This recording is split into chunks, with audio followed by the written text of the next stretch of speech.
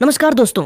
आज T20 world cup 2026 के दूसरे सेमीफाइनल मैच में भारत और इंग्लैंड मुंबई के ऐतिहासिक और शोर से लबरेज वानखेड़े स्टेडियम में एक दूसरे के आमने सामने थीं। इस मैच में रनों का ऐसा सैलाब आया और भारतीय बल्लेबाजों का ऐसा रौद्र रूप देखने को मिला कि वानखेड़े की दीवारें भी इंडिया इंडिया के नारों से थर्रा उठीं। इंग्लैंड के कप्तान हैरी ब्रूक ने टॉस जीतकर पहले गेंदबाजी करने का फैसला किया, लेकिन उन्हें अंदाजा नहीं था कि भारतीय बल्लेबाज आज इतिहास लिखने के इरादे से मैदान पर उतरे हैं। मुंबई के ऐतिहासिक और समंदर की नम हवाओं से सराबोर वानखेड़े स्टेडियम में जब आईसीसी पुरुष टी20 विश्व कप 2026 के दूसरे सेमीफाइनल का बिगुल बजा तो पूरा भारत अपनी सांसें थामे खड़ा था। टॉस हारने के बाद जब भारतीय टीम बल्लेबाजी के लिए उतरी तो सलामी जोड़ी के रूप में युवा सनसनी अभिषेक शर्मा और तकनीक के बेताज बादशाह संजू सैमसन ने मैदान पर कदम रखा। स्टेडियम का कोना कोना इंडिया इंडिया के गगनभेदी नारों से गूंज रहा था।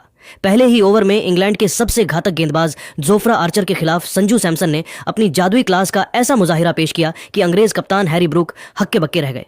संजू ने आर्चर की तेज रफ्तार गेंद पर पहले एक नजाकत भरा चौका निकाला और फिर अगली ही गेंद पर अपनी कलाइयों का इस्तेमाल करते हुए एक गगनचुंबी छक्का जड़कर भारत का खाता बेहद आक्रामक अंदाज में खोला।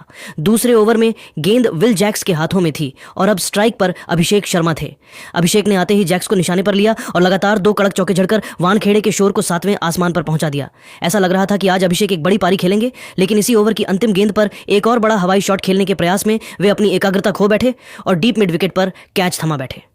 अभिषेक के जल्दी आउट होने से एक पल के लिए सन्नाटा पसरा, लेकिन उनके जाने के बाद मैदान पर पॉकेट डायनेमो के नाम से मशहूर ईशान किशन का आगमन हुआ। यहां से वानखेड़े की पिच पर इंग्लैंड की बर्बादी की वह असली दास्तान शुरू हुई जिसे इतिहास में स्वर्णिम अक्षरों में लिखा जाएगा। मैच का सबसे बड़ा टर्निंग पॉइंट तीसरे ओवर में आया जब जोफ्रा आर्चर की एक उठती हुई गेंद पर संजू सैमसन ने हवा में शॉट खेला, लेकिन मिड ऑन पर खड़े कप्तान हैरी ब्रूक ने एक आसान सा कैच टपका दिया। संजू जैसे दिग्गज को जीवनदान देना इंग्लैंड के लिए किसी आत्मघाती कदम से कम नहीं था। इस जीवनदान का खामियाजा पूरी इंग्लिश टीम को भुगतना पड़ा। संजू ने उसी ओवर में आर्चर को फिर से निशाने पर लिया और एक शानदार छक्का और चौका जड़कर अपनी वह लय पकड़ी जिसने अंग्रेजों के पसीने छुड़ा दिए। पावर प्ले के अंतिम ओवरों तक पहुंचते पहुंचते ईशान किशन ने भी अपने हाथ खोलने शुरू कर दिए थे।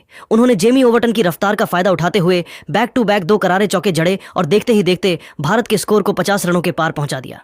इसके बाद संजू और ईशान के बीच 97 रनों की एक ऐसी प्रलयकारी साझेदारी पनपी जिसने इंग्लैंड के विश्व स्तरीय गेंदबाजी आक्रमण को पूरी तरह तहस नहस और दिशाहीन कर दिया।